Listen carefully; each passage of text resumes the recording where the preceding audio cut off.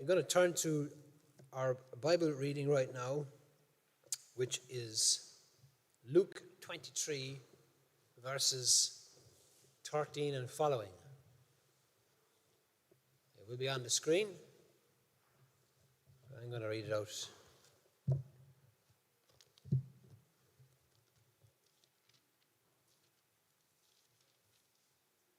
Actually, before I read it, can I ask, is the translation services working? Yes? Yeah? No? No. I'm getting a no. No, God. Okay. Working there. Not working here. Anybody else using it? Sorry for this interruption. Oh, it's good. Okay, it's good to go again. All right. After the reading, Dave, you want to put it up one more time. So this is Luke 23, the story of Pilate and the attempt to get Barabbas off the hook, or get Jesus off the hook. Pilate called together the chief priests and the rulers and the people, and he said to them, "You brought me this man as one who was inciting the people to rebellion. I've examined him in your presence and have found no basis for your charges against him. Neither has Herod, for he sent him back to us. As you can see, he's done nothing to deserve death. Therefore, I'll punish him and then release him." With one voice they cried out, "Away with this man! Release Barabbas to us." Barabbas had been thrown into prison for an insurrection in the city and for murder. Wanting to release Jesus, Pilate appealed to them again, but they kept shouting, "Crucify him! Crucify him!" For the third time he spoke to them. "Why? What crime has this man committed? I found in him no grounds for the death penalty. Therefore I will have him punished and then release him." But with loud shouts they insistently demanded that he be crucified, and their shouts prevailed. So Pilate decided to grant their demand. He released the man who had been thrown into prison for insurrection and murder, and the one they asked for, and surrendered Jesus to their will.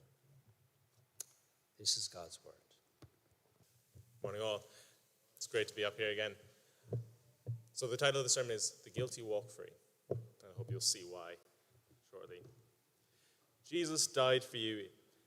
It's a phrase that you hear thrown about from time to time, but what does it actually mean? This passage is one of the places in the Bible where we get this idea of Jesus died for you. And it relates to a teaching called penal substitutionary atonement, which is a big phrase, but I'll explain it quite briefly. Penal meaning punishment or penalty. Substitutionary meaning to take the place of something else. Atonement. Atonement is actually a word that was invented by a man translating the Bible from Hebrew into English. And it was used to translate the word for a covering that would go on the tabernacle, signifying that God's people's sins were covered, and they were now in right standing due to the sacrifice that was made on their behalf. And while we pronounce the word as atone or atonement, it was originally made to have the meaning of at one-ment, or to be made at one with God. So penal substitutionary atonement, through the punishment of a substitute, your sins are covered and you are made at one with God. Where penal substitutionary atonement is highlighted in this passage is that Pilate found Jesus innocent, no guilt deserving of death, and wanted to release him. But in the end, Barabbas was released, and Jesus took Barabbas' place on the cross for crucifixion. Now, Pilate wanted nothing to do with the death of an innocent man, and he actually tried to send him to Herod, as we saw in the passage, for Herod to deal with so he could keep his hands clean. But then Herod sent him back. So he tried to release him to the people instead.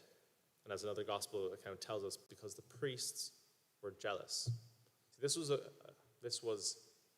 smear campaign or a conspiracy against Jesus by the Pharisees and the priests of the time, because he was gaining influence. So he gave people an option, Barabbas or Jesus. And the people shouted to release Barabbas and to crucify Jesus.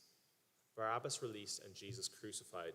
That is the penal substitutionary nature in penal substitutionary atonement. Jesus took Barabbas' punishment, not a punishment that Jesus earned for himself, but rather a punishment that rightfully belongs to Barabbas. So Jesus died for Barabbas. And then that brings into question the phrase, Jesus died for you. If Jesus died for Barabbas, who had a punishment for him, is there a punishment owing to you? Now, no one thinks of themselves as Jesus. And you'll actually hear people say something very similar if you ever bring up their flaws or their shortcomings. They'll say, I'm not perfect, I'm no Jesus. But equally, and sometimes directly after, you'll hear them defend themselves at the same time by saying, well, I'm not that bad, I haven't killed anyone. You see, people don't like to think of themselves as bad people either. We like to think of ourselves as somewhere in the middle. The middle is somewhere that is safe, that's easy, somewhere that's nice. Because if we can point to someone else and say, they're not that bad, so I can't be that bad either. It's a method we use to justify our actions. And if we start to think about it for a second more, then we might realize we're not in the middle, that we are closer to Barabbas than we are to Jesus. And then we might have to do something about it.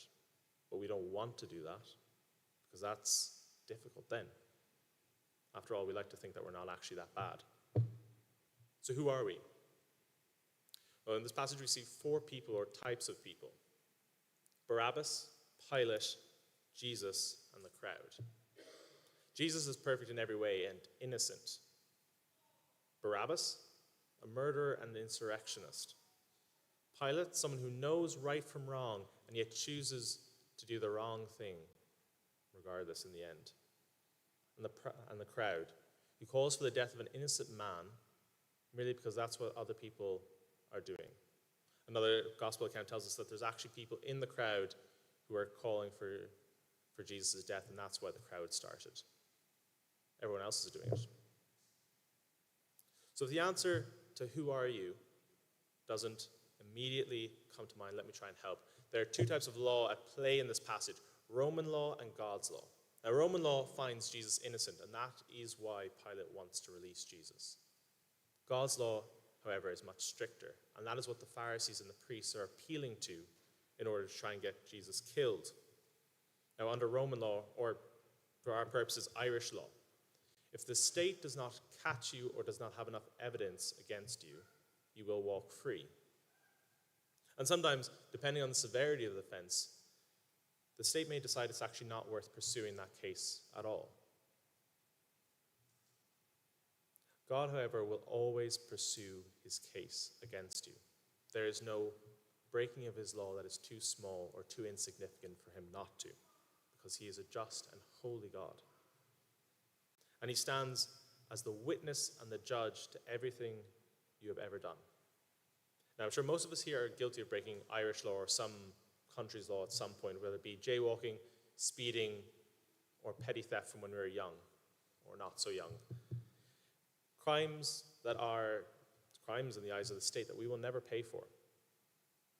But at the end of the day, I don't particularly care whether you've broken Irish law or another state's law. What I care about is God's law.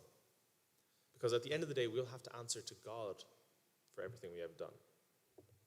So what then does God's law say? God's law, for one, says, do not lie, do not bear false witness. This is what the Pharisees actually tried to do in order to get Jesus killed. They got people to bear false testimony in Jesus.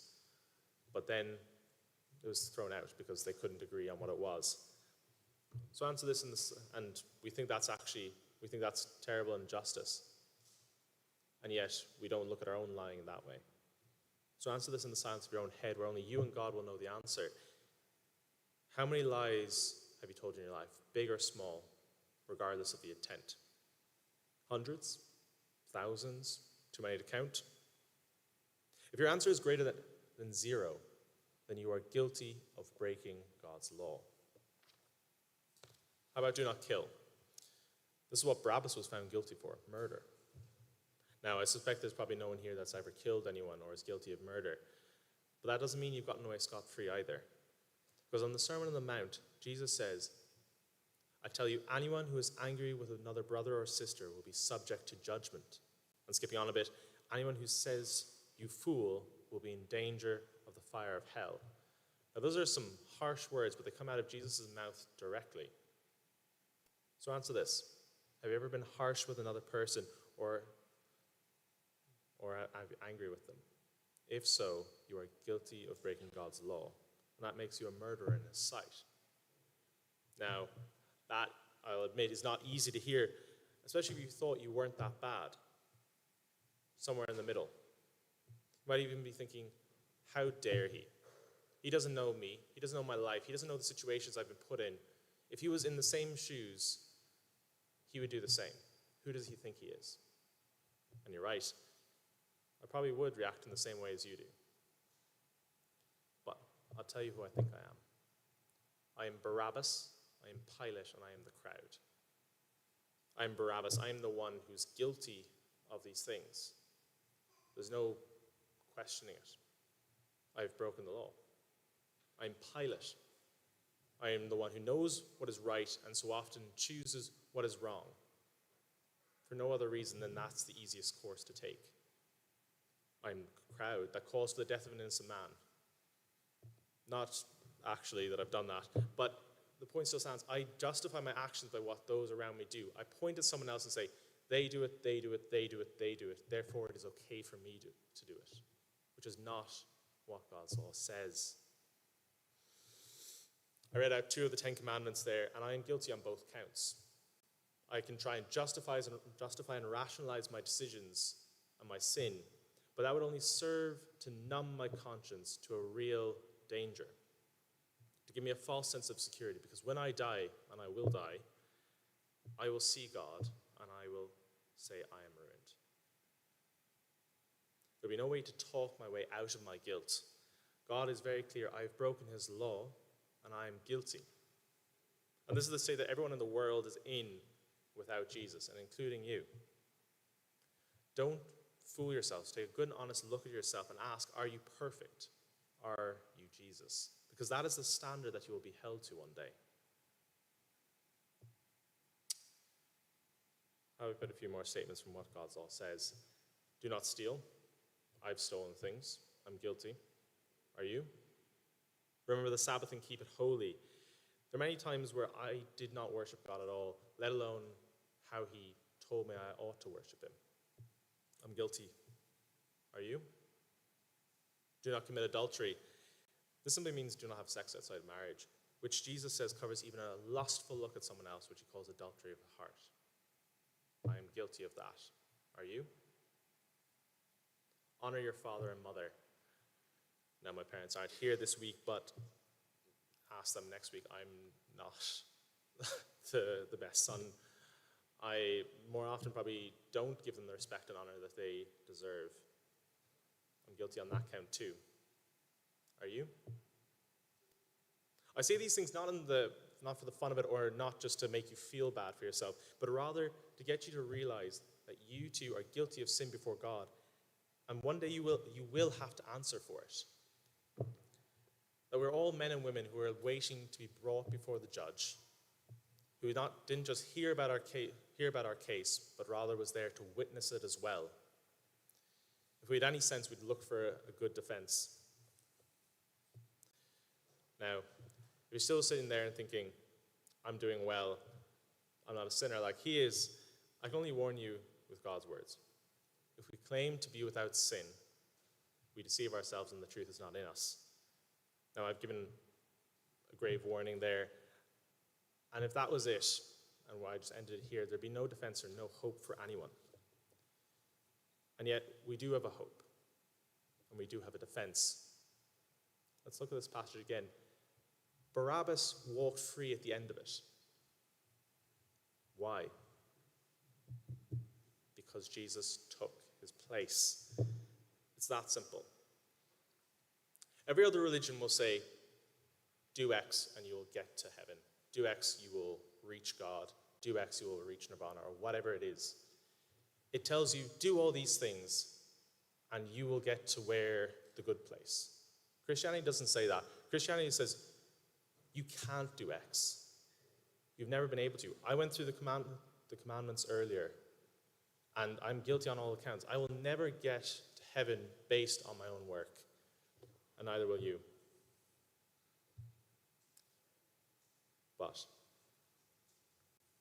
But Jesus has taken the place of all those who would call on him as their hope and their defense. That when God reaches the inevitable verdict of, you have broken my law and you are guilty, my one and only defense can be, Jesus died and took my place. God, you have promised me that.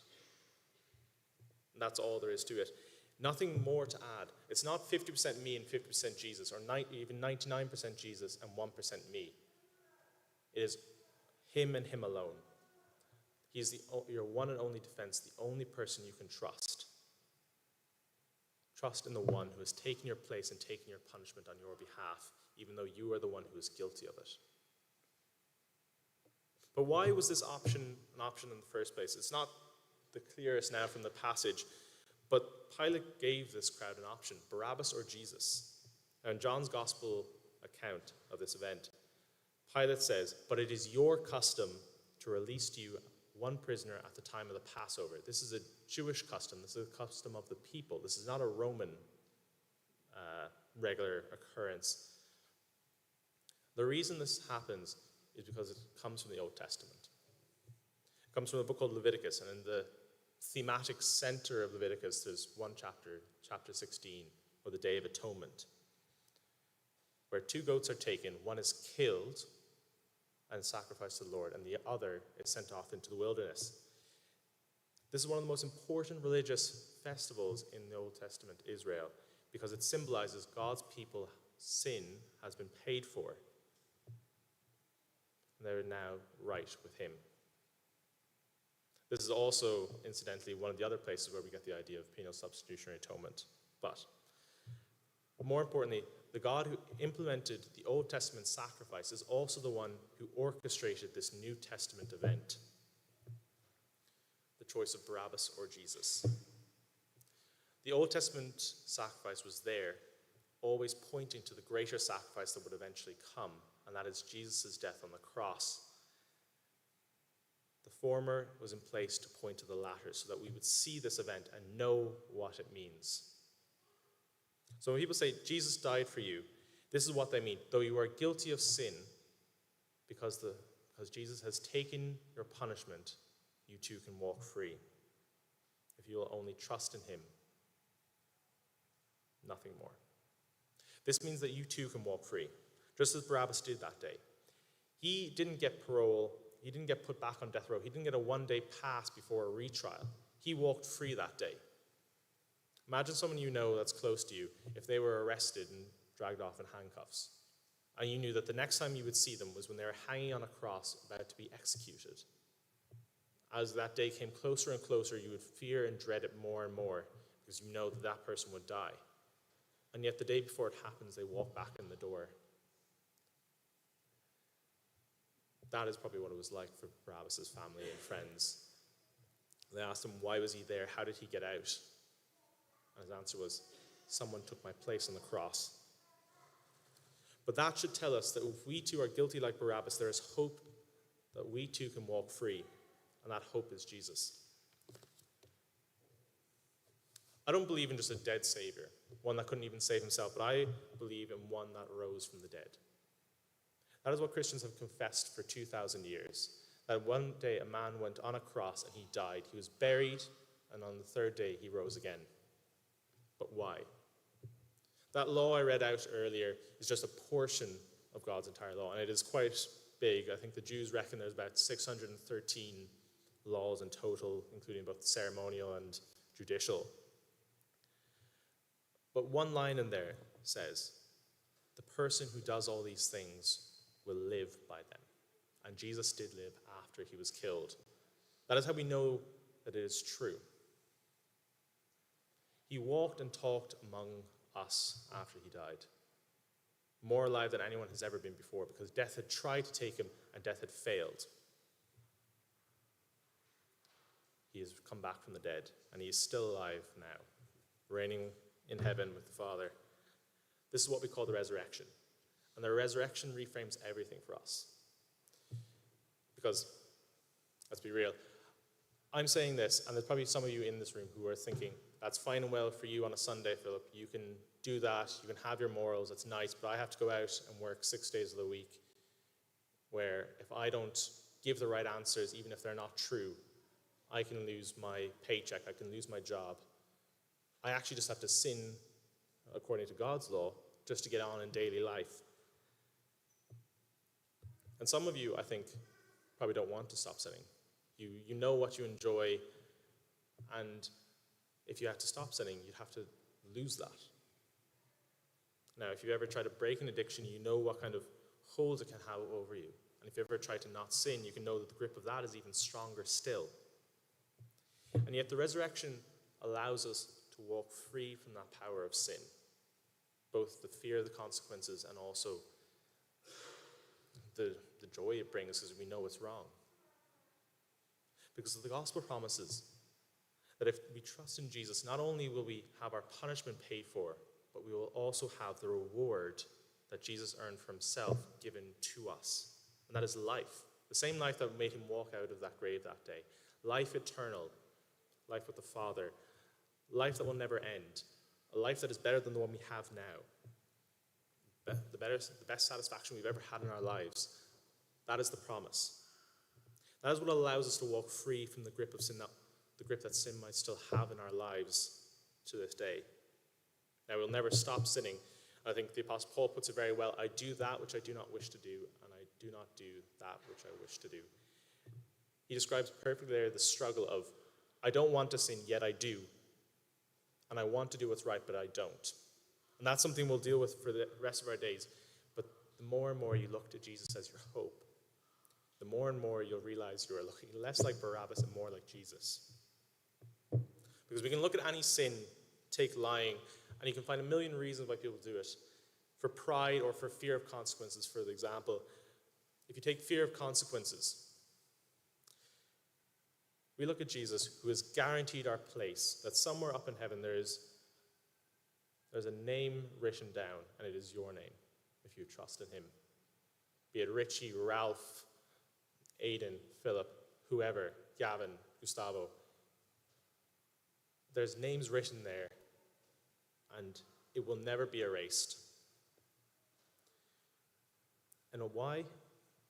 Because our God took on flesh, and he did not despise the consequences that we earned, but rather he took it on himself so that we didn't have to.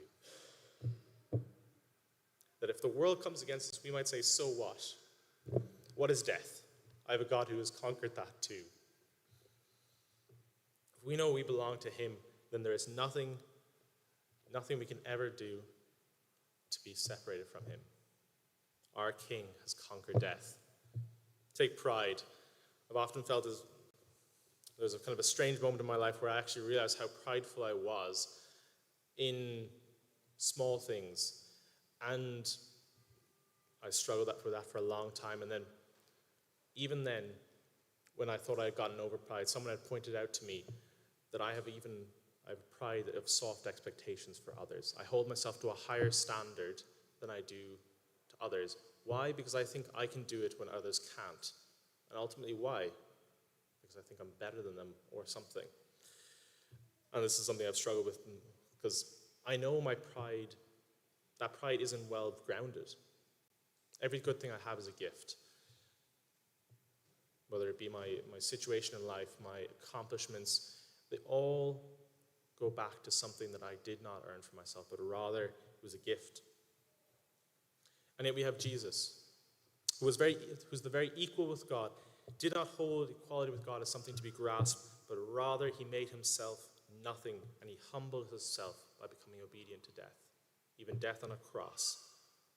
Why? For a lowly wretch like me, what good is my pride when my God, who has every right to be prideful, didn't even hold it for himself? If I get a footstool at the table of the king, that's already too good for me, and yet I don't get a footstool. I get a throne, beside which I will rule with him.